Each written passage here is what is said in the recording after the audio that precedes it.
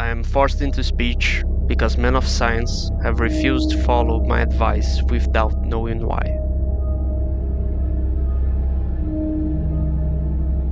Some time ago, I had the idea of adapting H.P. Lovecraft's At the Mountains of Madness. I began reading the book and thinking what would be the best way to do it. I ended up deciding on dividing the plot in 3 sections.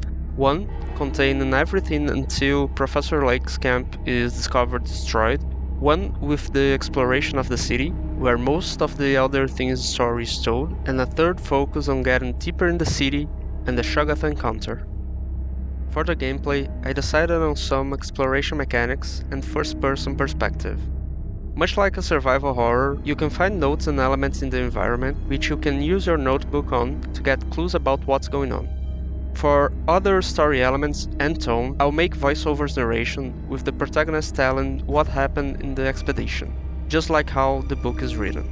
I think that will be a good way to let each player explore at his own pace what Lovecraft spends most of the first third of the book describing with a lot of detail.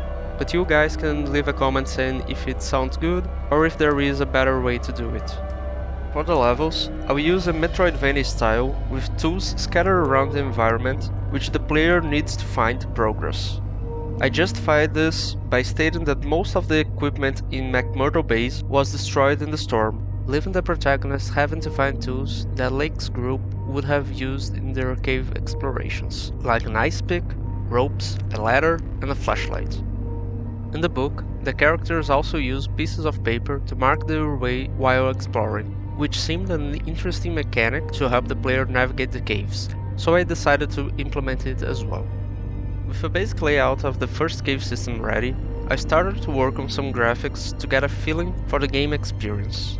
I drew a concept of a hub to the cave system and got some assets I had from the Unreal Store and some others from Magscans. With some lighting added, I got quite happy with the results, even though there are still a lot of changes I want to make.